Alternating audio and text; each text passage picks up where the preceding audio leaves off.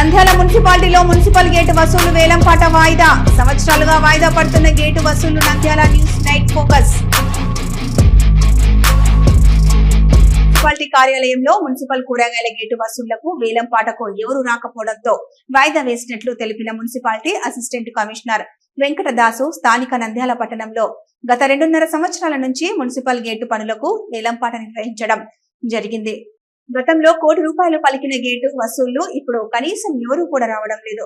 కూరగాయల మార్కెట్ లో ఆ నాయకుడు చెప్పింది మాట, చెప్పింది పాట అన్న రీతిలో కొనసాగుతోంది. మున్సిపల్ అధికారులు మాత్రం ప్రకటన చేయకపోవడం, వేలంపాట వేస్తున్నామని చెప్పడం వెంటనే వాయిదా వేయడం, వెళ్లడం జరుగుతుంది తప్ప దానికి ప్రణాళిక రూపుదిద్దడం లేదు. వేలంపాటలో ఆ ఇద్దరి నాయకులే పాడాలి, లేకుంటే వాయిదా వేయాల్సిందే. అలా కొనసాగుతుంది మున్సిపల్ గేటు వసూలు. ఎవరు రాకపోవడంతో మున్సిపల్ సిబ్బంది వసూలు చేస్తున్నారు. అయితే గేటు వసూళ్లకు మూడో వ్యక్తి ఎవరైనా వస్తే వారిని అడ్డుకోవడం జరుగుతుంది. ఆ ఇద్దరిలోనే పోటీ జరుగుతుంది, కానీ అది తూతూ మంత్రంగా జరుగుతుంది. వాయిదా వేస్తారు, వెళ్తారు. అలా కొన్ని సంవత్సరాల నుంచి జరుగుతుంది. కూరగాయల మార్కెట్ లో ఆ నాయకులకు ఎక్కువగా షాపులున్నాయి. మున్సిపాలిటీ వారైతే చూసి చూడనట్టు వెళ్తారు. మూడో వ్యక్తి వస్తే ఖచ్చితంగా డబ్బులు వసూలు చేస్తారన్న రీతిలో వారు కుమ్మక్కై వేలంపాట వాయిదాకు తెరతీస్తున్నారు. అధికారులు మాత్రం వస్తారు, కూర్చుంటారు, వాయిదా వేస్తామని వెళ్తున్నారు. కమిషనర్ మాత్రం ఏమీ పట్టనట్టు వ్యవహరిస్తున్నారు. ఈ రోజు కూడా ఎవరు ఎటు వసూళ్లు టెండర్లకు రాకపోవడంతో అసిస్టెంట్ కమిషనర్ వాయిదా వేసి వెళ్లారు. మరలా ప్రకటన ఇస్తామని తెలిపారు.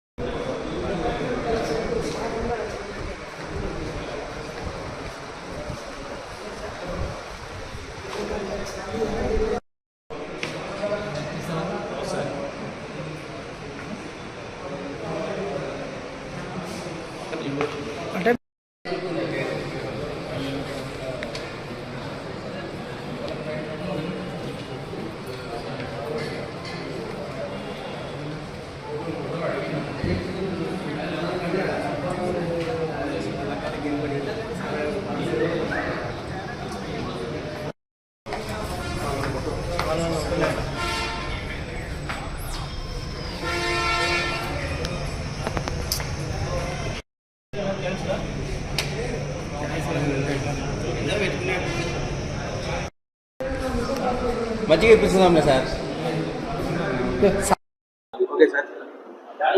అందరికీ నమస్కారము.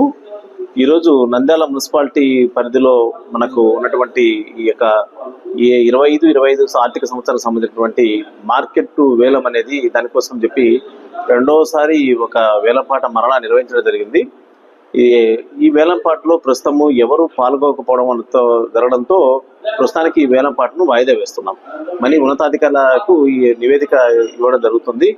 ఆ నివేదికలు ఇచ్చినటువంటి రిపోర్ట్ మేరకు మరలా యాక్షన్స్ త్వరలో చేపడతాం.